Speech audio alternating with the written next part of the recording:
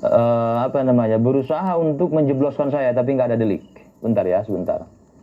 Bung Lubis, apa saran Anda masalah nasab dan pembelokan sejarah supaya cepat selesai? Nanti ya Bang, ingatkan saya nanti ya. Saya simpan dulu pertanyaannya.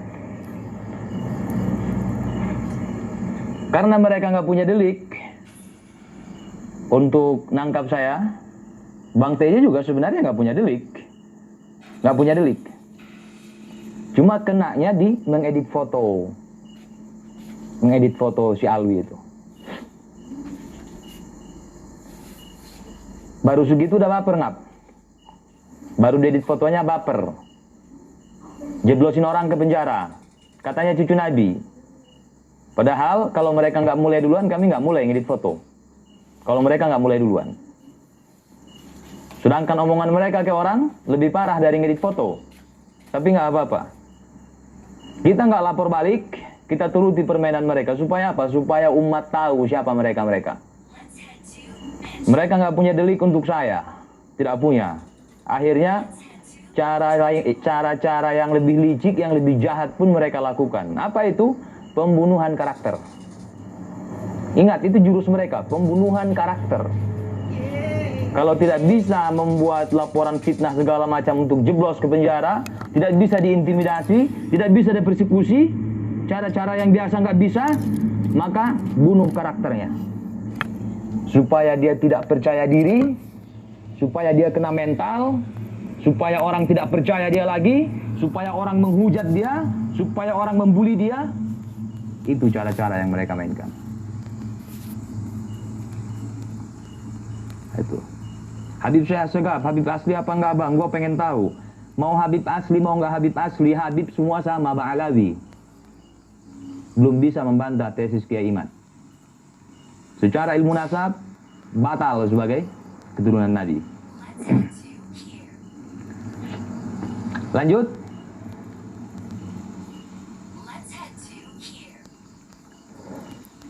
Jadi, jurus terakhir mereka itu pembunuhan karakter. Berbagai macam cara mereka lakukan di media untuk saya. Baik di artikel-artikel itu yang fakta kini itu, media yang pro kepada Bang Alawi itu, bahkan itu media mereka itu, ada si Syehrel juga di balik itu. Kemudian di YouTube mereka disebarkan, diisukan kalau saya Ikmal Lubis atau Bung Lubis, buronan habaib, ulama dan umat Islam. Bayangkan itu.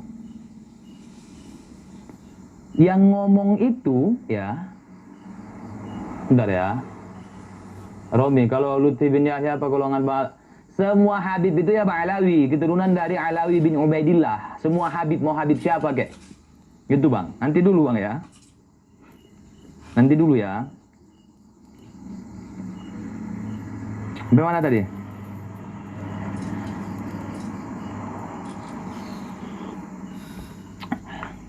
Katanya ulama, katanya cucu Nabi,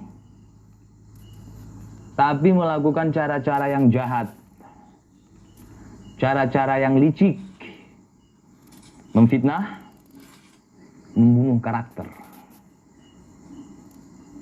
Mereka katakan Ikmal Lubis atau Bung Lubis, YouTuber Bung Lubis, kini menjadi buron. Itu ada saya ambil potongan penggalan kalimatnya, saya tempel di thumbnail itu. Menjadi buron.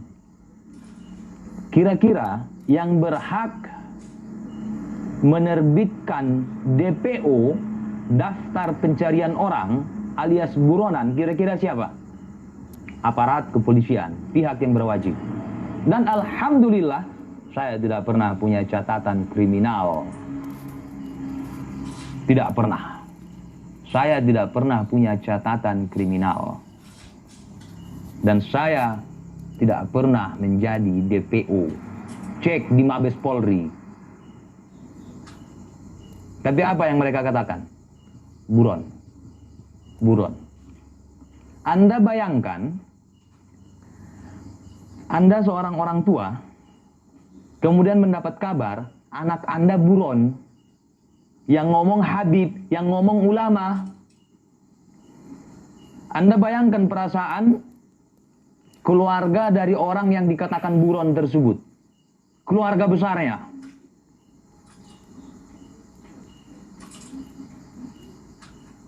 Pembunuhan karakter nggak itu?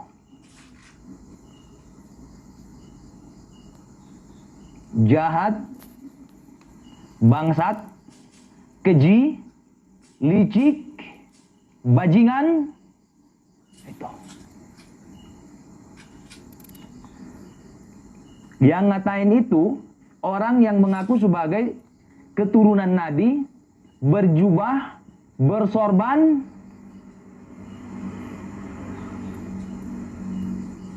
Kalau ada kata-kata yang lebih parah dari bangsat, saya pakai itu. Saya pakai. Kalau ada hewan yang lebih hina dari anjing dan babi, saya pakai itu untuk gerombolan ini. Saya pakai. Itu.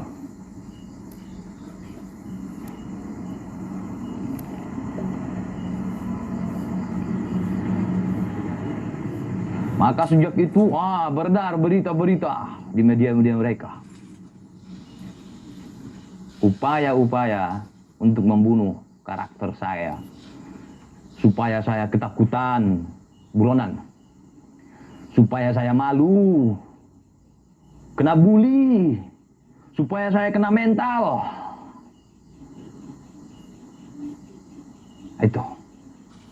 Itu berita udah 1,5 tahunan lebih. Itu.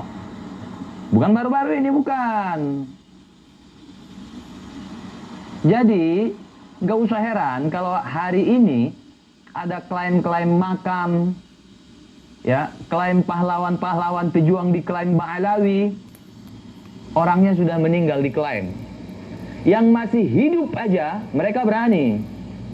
Nggak buronan dikatakan buronan. Masih hidup orangnya. Saya masih hidup. Saya masih nge-YouTube. Apalagi orang yang udah meninggal, yang udah wafat.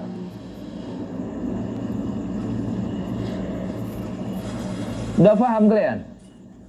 Jahatnya mereka. Liciknya mereka. Semua kelicikan, kejahatan itu mereka berlindung di balik gelar cucu Nabi. Ini zuriyah Nabi. Habib itu cucu Nabi. Habib yang ngomong.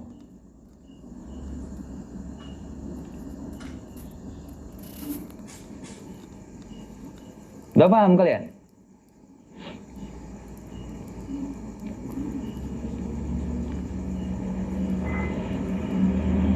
Orangnya pakai peci, orangnya pakai sorban, orangnya pakai imamah, pakai jubah. Itu. Gelarnya Habib, ngakunya cucu Nabi. Sejahat apapun fitnahnya, perkataannya, berlindung di balik gelar cucu Nabi. Jadi kalau makam tokoh-tokoh yang sudah meninggal, kemudian mereka klaim, mereka putar balikan fakta, mereka fitnah segala macam, itu bukanlah sesuatu yang sulit bagi mereka. Karena kepada yang hidup saja dengan enteng mereka lakukan. Anda bisa bayangkan kepada orang selain saya yang tidak biasa ngebacot, yang nggak punya YouTube, kira-kira dia bisa melakukan perlawanan apa digituin? Oke, masih mending ke saya, ke Bang TIJ. Mereka coba bunuh karakter kami. Oh, nggak bisa. Kami tukang bacot. Kami dari dulu dipencot, pentas bacot. Itu. Kita mainkan media YouTube. Tapi orang-orang yang tidak seperti kami, Anda bisa bayangkan itu. Yang diintimidasi, yang kena persekusi, bahkan disuruh cerai sama bininya. Mau bikin narasi apa? Nggak punya YouTube? Nggak biasa nge-YouTube? Nggak biasa bernarasi? Nggak biasa ngebacot? Apalagi makam-makam yang orangnya sudah meninggal. Boro-boro nge-YouTube, orangnya udah meninggal. Bro.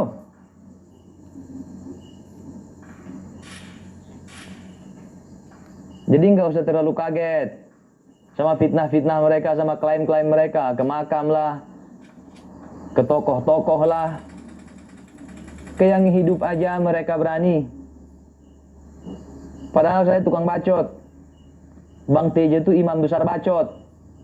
Ya, imam besar pencot itu. Mereka berani, kenapa? Berlindung di balik gelar cucu Nabi. Nggak sampai di situ, saudara. Oh, kalau ke Lubis berani. Lubis kan nggak gagah kayak TIJ, kan gitu. Kayak TIJ aja berani. Oh, kalau ke Bang TIJ kan berani. Dia kan bukan siapa-siapa. Dia warga sipil, masyarakat biasa. Kalau aja dia ada jabatan, mana berani mereka. Pak Prabowo Subianto, nggak usah jauh-jauh bro. Mantan Danjen Kopassus. Mantan Danjen Kopassus, baret merah, bintang 3. Mantunya Pak Harto, seorang salah satu presiden, mantan presiden RI yang pernah berkuasa 30 tahun lebih. Itu pun mereka fitnah. Lewat siapa? Lewat mulut si Bahar. Prabowo itu pengkhianat, kata Bahar. Apa itu? Upaya pembunuhan karakter.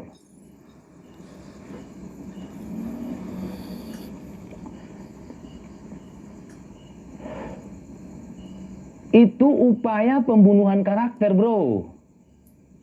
Ya, itu upaya pembunuhan karakter kepada seorang Pak Prabowo Subianto.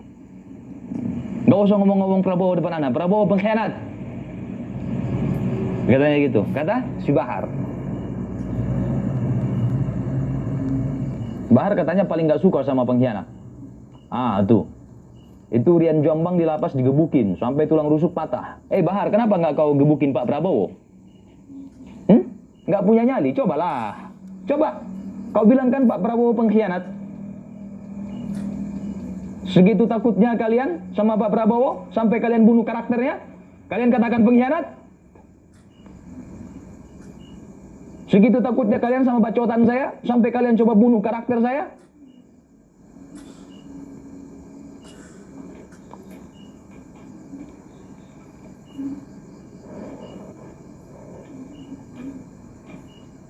Gak nanggung-nanggung bro ke Pak Prabowo. Yang lebih ngeri apa lagi? Ke seorang presiden aja mereka berani. Iya kalau yang dia katakan benar. Kalian apa nggak pernah dengar? Jokowi keturunan komunis, Jokowi keturunan PKI. Hati-hati, kebangkitan PKI gaya baru, neo PKI. Itu. Presiden, bro. RI 1, bro. RI 1, bro. Nggak nanggung-nanggung. Tuh. Bukan cuma itu, ngap. Partai haram. Haram. Haram memilih capres, cawapres, dan caleg dari partai pendukung penista agama, kata Rizik. Di tahun 2019 dia ngomong itu, kasus penistaan agama tahun 2016. Di tahun 2019 dia masih ngomong itu. Haram. Itu fatwa dari Poros Makkah ketika itu.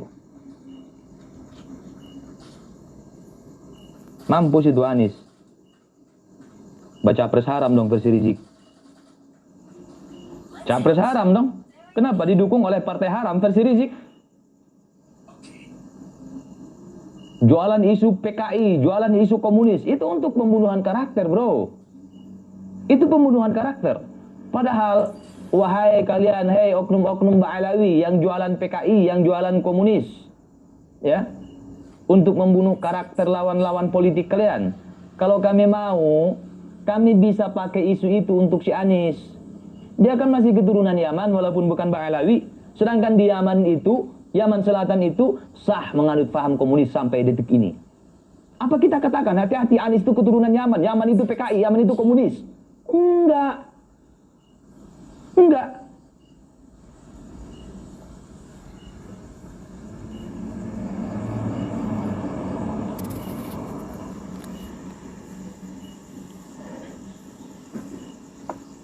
Jadi nggak usah terlalu kaget kalian, ya. Apalagi teman-teman yang baru gabung, ya, yang baru mengikuti perkembangan masalah kisruh nasab segala macam. Cara-cara sejenis yang licik, yang keji, penuh dengan fitnah, pembunuhan karakter, ya. Itu udah hal-hal biasa yang mereka lakukan. Contohnya yang saya taruh di thumbnail itu. Di media mereka diberitakan. Kini Iqmal Lubis jadi buron.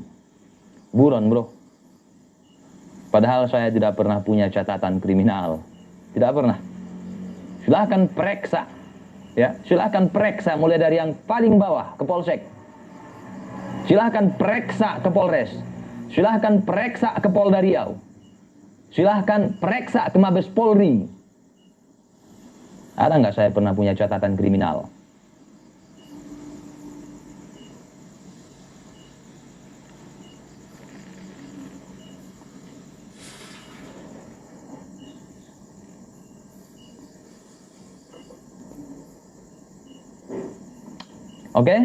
Oke, tadi ada satu pertanyaan yang saya pegang, yang saya simpan ya.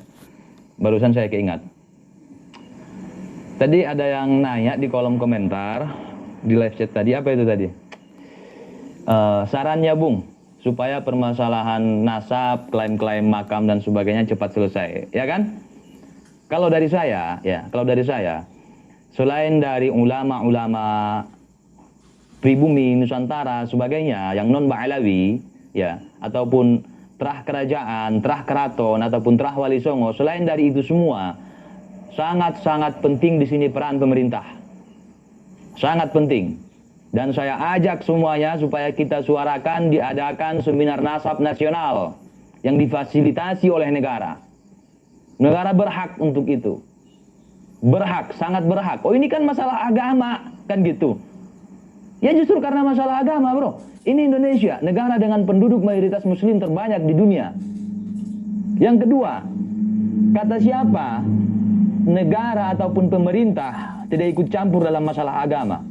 Kita lihat ibadah haji diaturkan sama negara, diatur. Jadi kalau saran dari saya ataupun usulan dari saya, baik kisruh nasab maupun yang klaim-klaim sejarah, klaim makam sebagainya, tokoh, pahlawan dan sebagainya, pemerintah saya harapkan untuk ikut andil. Undang pakar-pakar di bidang itu. Yang berkaitan dengan sejarah, undang ahli sejarah. Ya. Semua pakar di bidangnya masing-masing. Ya, pemerintah dan akademisi. Akademisi yang saya maksud tadi pakar di bidangnya masing-masing. Ya. Sejarawan, filolog, ahli medis di bidang DNA, dan seterusnya. Begitu.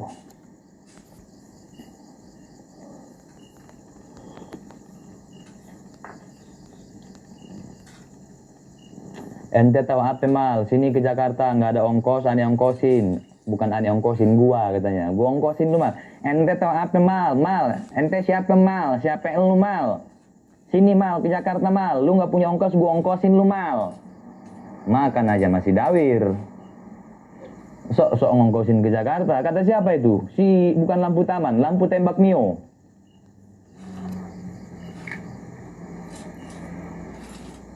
Ngeri bro, sadis bro. Ya. Ahli ronsen makam juga harus diundang. Betul Bang TIJ. Ya, yang sekarang pura-pura kalem ya.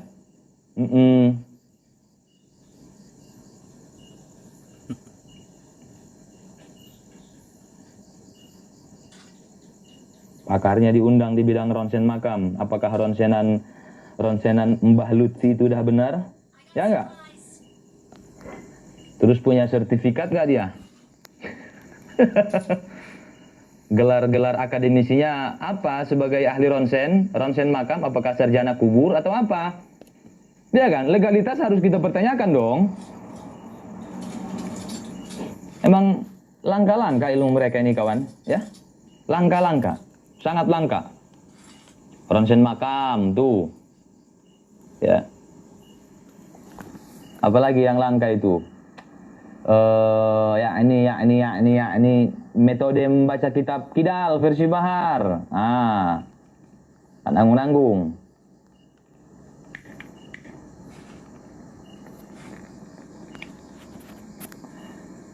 Leluhur-leluhurnya gitu juga langka. Karomahnya itu hanya mereka yang memiliki. Ulama-ulama, para aulia, para asfiya yang lain, selain dari datuk-datuk mereka, nggak akan bisa memiliki karomah seperti itu. Nggak akan bisa.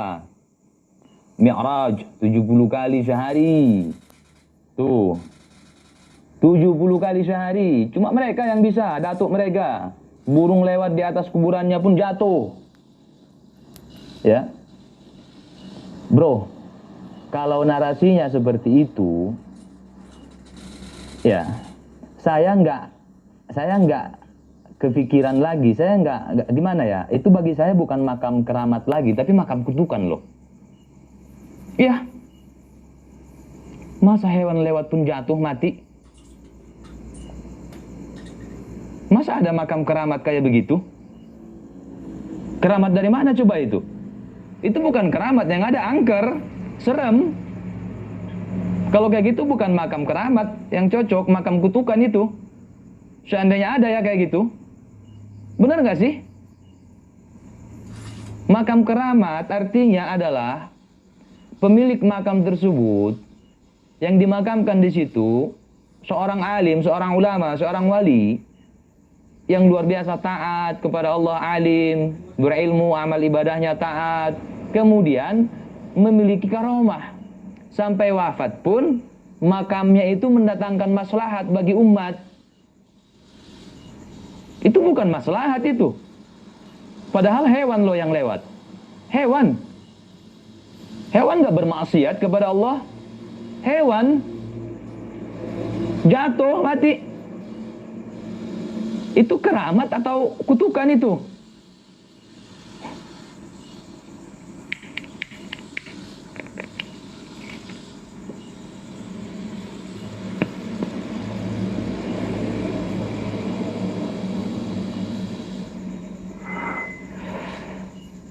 Akhirnya nanti, kalau jalan kalian jangan lewat arah makam sana ya.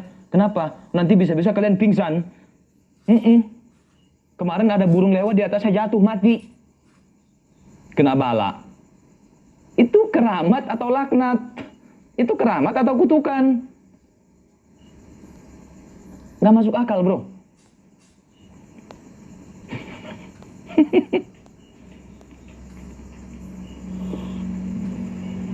Makam Dajjal, bukan makam Dajjal itu bang. Dajjal belum mati. Ngeri kan makamnya kalau kayak gitu. Sekarang jujur aja ya, kalian dak yang nonton ya. Seandainya ada makam kayak gitu, ada makam, kuburan, ada burung terbang di atasnya, lewat mati. Itu keramat atau makam laknat itu? Atau makam yang dikutuk? Bukannya orang rame-rame ziarah nanti, deket pun orang takut. Takut bro. Ya, takut.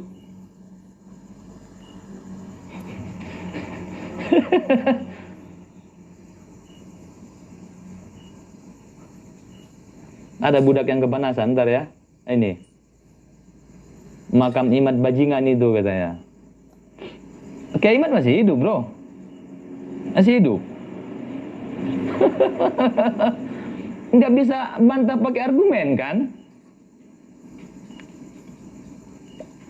Paling bisanya fitnah, bohong, dusta, pembunuhan karakter. Apa makam Gus Dur? Kenapa makam Gus Dur? Kenapa makam almarhum Mbah Gus Dur?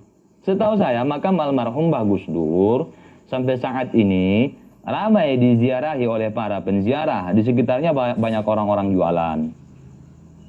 Mereka mendapat rezeki, usaha dari situ dan itu halal. Bermanfaat kan?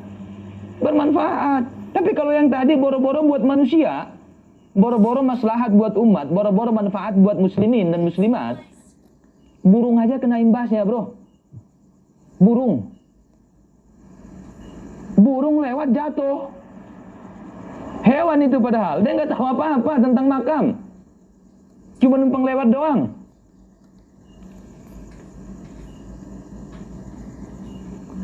Ngeri bro itu makam. Burung aja kena, iya burung aja kena imbasnya. Burung. Gimana orang mau ziarah ke situ? Makam yang menyusahkan. Stres dia Kak Emah, iya, stres dia Kak Emah.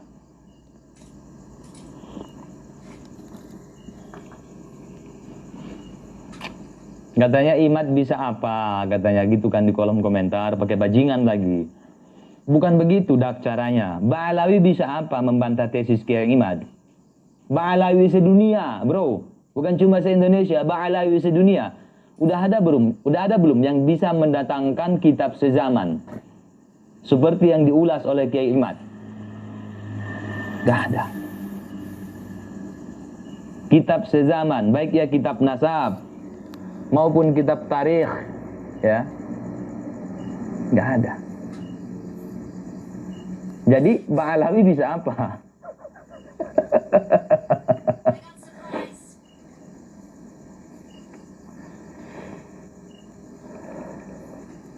Udah paham kan kalian? Bagi yang baru masuk, maksudnya bukan yang baru masuk di live, tapi yang baru gabung di channel saya, udah paham kalian? Asal usul buronan itu. Kenapa saya dikatain buron? Udah paham kalian? Itu berdasarkan fitnah. Ya. Berdasarkan fitnah. Begitu juga abang ipar saya waktu itu Bang TJ sampai mendekam di penjara. Sampai mendekam di penjara. Dilaporkan atas kepemilikan senjata api dan tidak terbukti. Adakah mereka minta maaf? Adakah mereka klarifikasi? Boro-boro minta maaf, boro-boro klarifikasi. Yang ada di media mereka tidak diberitakan masalah senjata api. Tidak diberitakan. Tidak diberitakan. Bahwasanya mereka melaporkan Bang TJ karena kepemilikan senjata api dan tidak terbukti alias mereka memfitnah. Tidak ada. Boro-boro minta maaf dan klarifikasi. Itulah mereka. Licik tidak saudara? Jahat tidak saudara?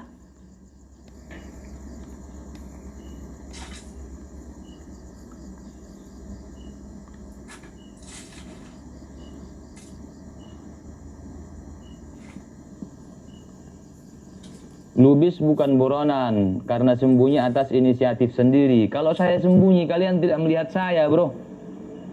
Kalau saya sembunyi kalian tidak melihat saya. Masa ada orang sembunyi tapi kelihatan? Itu bukan sembunyi namanya, bukan cuma kelihatan. Live streaming lagi, dipublikasikan lagi. Dipublikasikan. Ya.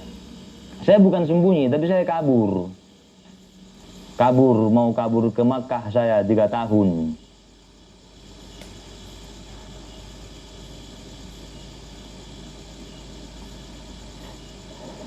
Ke warung aja nggak berani. Barusan tadi saya ke warung. Makanya saya tadi telat live.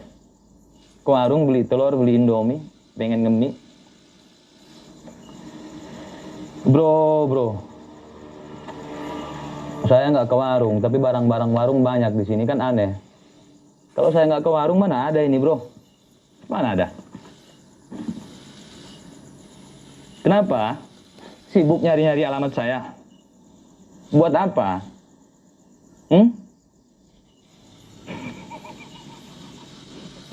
Segitu stresnya kah kalian, Dat? Hah? Lah iya buat nyetok, bukan buat nyetok, ngap. Bukan buat nyetok. Nggak, mohon maaf ya buat budakers yang rokoknya masih beli eceran batangan di warung. Yang levelnya masih budak tongkrongan ya. Disuruh komen sumpah serapah, disuruh ini, disuruh itu untuk menyerang saya, untuk menyerang Bang TIJ di kolom komentar, kemudian dikasih rokok. Mohon maaf ya. Mohon maaf. Saya nggak selevel itu saya. Enggak. Level saya nggak segitu bro. Gue bukan level budak tongkrongan yang disuruh beli rokok, habis itu dikasih sebatang atau 2 batang. Lo kok buka kartu sih di sini, bro? Dak, buka kartu sendiri kan? Iya, babu tongkrongan itu. Itu kan yang bermunculan itu. Ngomong pun gak becus. Terakhir siapa itu? Kodok-kodok bulat itu siapa itu? Sami katanya. Si Sami itu ya. Meden condet gak itu? Meden mana itu? Si Sami itu. Katanya saya camkan. Katanya. Dia ngamuk-ngamuk sendiri. Kemudian dia camkan. Coba kalian paham gak sih maksud omongan dia? Orang kalau ngasih ultimatum ke orang lain, misal saya kasih ultimatum ke Bang TJ. Ingat kata-kata saya, wahai TJ, camkan itu. Ah gitu. Camkan itu, wahai TJ. Begitu. Ini enggak. Saya camkan itu.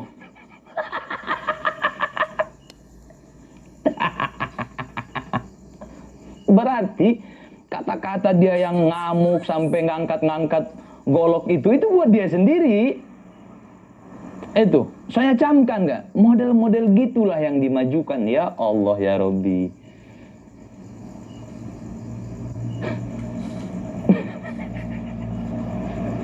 Saya camkan itu. Kecuali, nggak masalah bro. Nggak masalah kita ngucapin kalimat saya camkan. Tapi untuk jawaban dari orang yang mengultimatum kita. Ya. Catat baik-baik wahai Lubis. Saya akan kejar Anda. Kata si Alwi kayak gitu kan dulu. Nah, camkan kata-kata saya, kata Alwi. Itu nggak apa-apa saya balas. Saya camkan kata-katamu. Udah. Ini enggak. Video ini saya buat untuk Anda. Andanya ngeri banget bro. Belajar latihan nada dulu lah. Ya.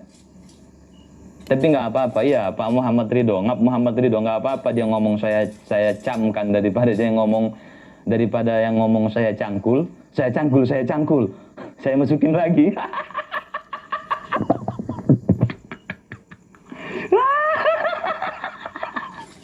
Saya cangkul. Masih mending saya camkan ya. Masih mending saya camkan daripada saya cangkul. Karena ada juga yang ngomong kayak gitu. Saya cangkul. Ah, saya tarik lagi.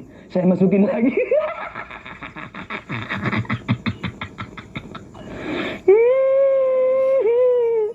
Oh, sangat bernafsu klimakskan saya. Gara-gara Muhammad Ridho ini. Umat saya. Jadi masih lebih bagus itulah ya. Masih lebih bagus saya camkan itu daripada saya cangkul, masuk, saya keluarkan lagi, saya tarik lagi. Sangat bernafsu. Klimakskan saya. Bangke. Stres dia Kak Emma. Nah model-model seperti itulah yang disuruh maju. Disuruh komen. Kayak tadi kan yang komen tadi. Katanya keluar ke warung aja saya nggak berani. Lah ini apa ngap kalau nggak dari warung. Ini saya beli sendiri ke warung. Saya beli sendiri. Terus katanya iya kan buat nyetok. Katanya gitu. Lah iya daripada kayak lu bolak-balik beli sebatang.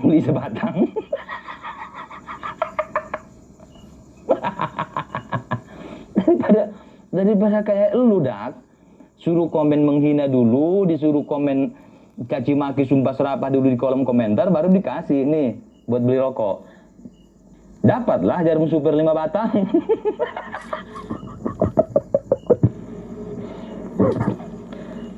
Parah nggak itu?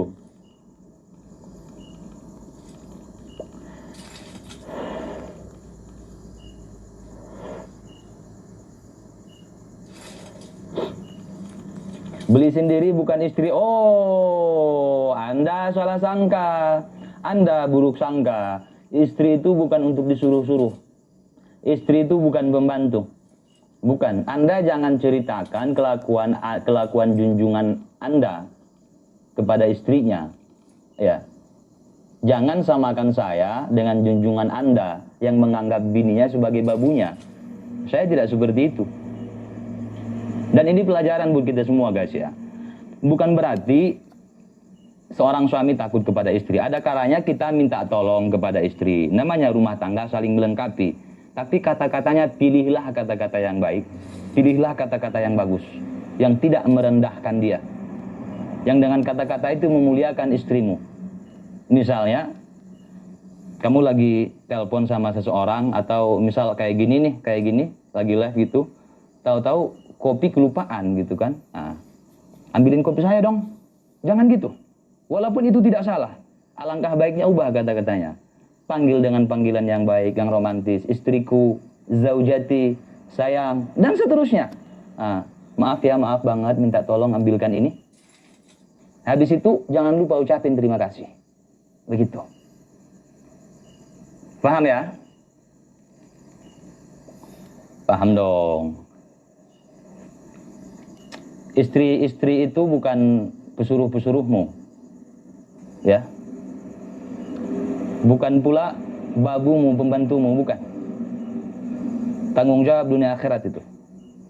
Bukan untuk kau jadikan pesuruh-pesuruh, bukan. Iya betul Pak Muhammad Ridho, itu yang saya pegang. Kita laki, kita suami, tidak ada suami yang takut kepada istri, itu nggak ada, itu bohong itu. Hanya saja kadang istri lebih berani dari suami. Ya. Nah, dan bukan berarti mentang-mentang istri lebih berani dari suami, kemudian bini disuruh maju. Kayak Odik waktu itu, ya, bininya yang maju. Nggak begitu.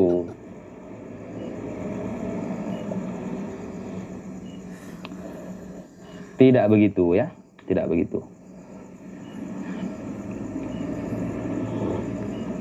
Jadi kau jangan samakan saya dengan junjunganmu ya Dak, yang menganggap bininya itu sebagai babunya, sebagai pesuruh-suruhnya. Tidak seperti itu. Karena Islam mengajarkan saya untuk memuliakan wanita. Memuliakan wanita. Islam itu datang untuk mengangkat derajat, harkat martabat wanita. Yang mana sebelumnya direndahkan. Rendah, hina dina. Ya. Bahkan ayat yang kita sering sebut ayat poligami, ya, itu untuk meninggikan derajat wanita dari yang tadinya direndahkan. Kenapa? Orang-orang dahulu, orang-orang jahiliyah itu istrinya banyak. Puluhan, bahkan ratusan. Ceramah dari Kiai Haji Zainuddin MZ, saya masih ingat, katanya, dinasti terakhir di Cina, dinasti Ming di Cina, itu bikin istana 1000 kamar. Kenapa? Bininya 1000. Turun ayat Allah untuk membatasi, nggak boleh lebih dari 4. Begitu. Islam yang mana yang kau diajari? Barusan saya terangkan ayatnya. Kalimatnya itu, fankihu ma taba lakum minan nisa'i masna wa thulatha wa ruba'. Mohon maaf kalau tidak sama dengan kitab suci Anda. Jadi asbabun nuzul ayat itu bukan nambah bini, tapi ngurangin. Sebelumnya rendah, hina dina, angkut mau berapa bini, kau mau 10, mau 11, mau 15, mau 20, mau 100, mau 1000 sekalipun. Allah turunkan ayat untuk mengangkat derajat harkat martabat wanita. Kemudian an-nisa'u imadul bilad. Wanita itu tiang negara. Tiang negara. Bahkan Nabi ditanya oleh sahabat, siapakah yang harus lebih saya muliakan? Gitu. Siapa yang harus lebih saya muliakan? Ayahku atau ibuku? Ummuka, kata Nabi. Ibumu dulu. Summaman, kemudian siapa lagi? Ummuka, ibumu dulu. Summaman, kemudian siapa lagi? Ummuka, ibumu. Ibu 3 kali. Ibu baru bapakmu. Diangkat oleh Islam. Jadi jangan kalian rendahkan istri kalian. Muliakan dia, bahagiakan dia. Ya ngap. Dan kau Dak, jangan kau bawa contoh yang buruk ke sini sebagaimana dari majikanmu itu, jangan.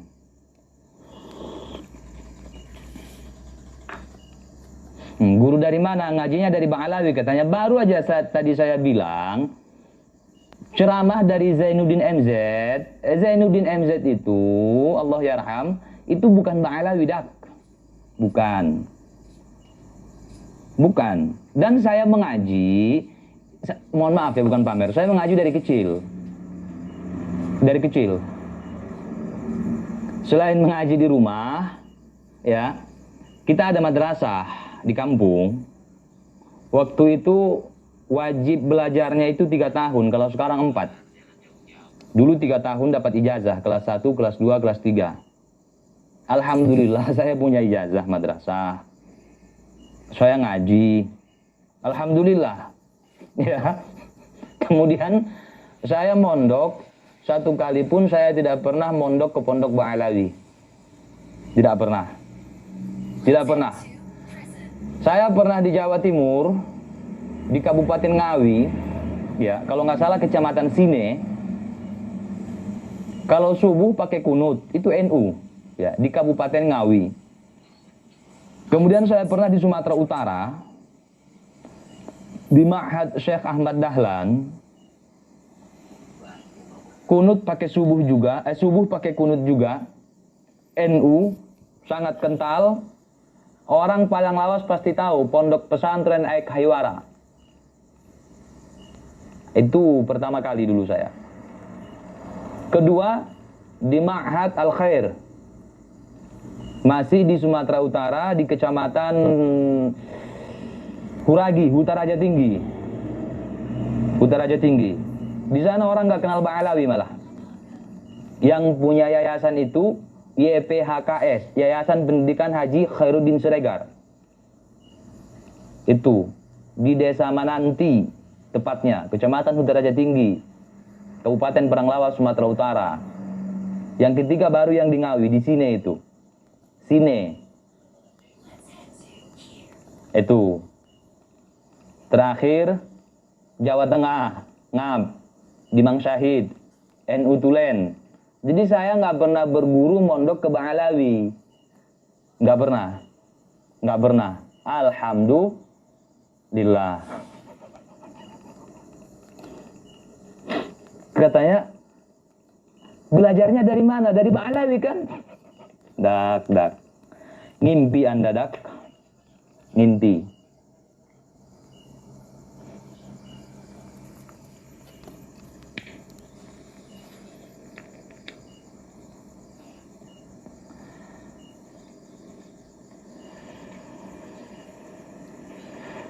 Bung Lubis, nanti mulutnya disumpal sama Ba'alawi.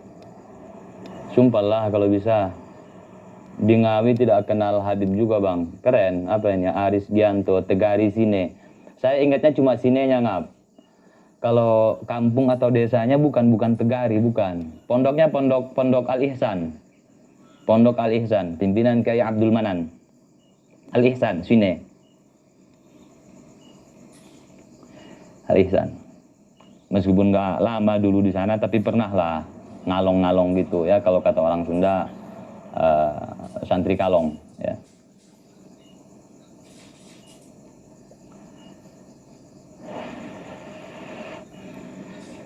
Gimana? Cangkul nggak? Kalau di Jateng ada, udah sering saya sebutkan lah itu ya, di Mang Syahid itu, dekat Badujati itu. Budaknya hilang habis rokoknya. Iya ya. Gimana tadi, Dak?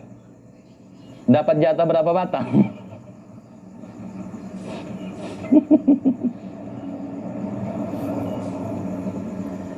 Oke, terima kasih buat semua kehadirannya ya. Buat teman-teman semuanya, mohon maaf bagi komen-komen yang tidak kebaca satu persatu ya. Duta Manjalita, ngakak, nyari materi yang berbobot dong, Dak, kalau komentar. Ya,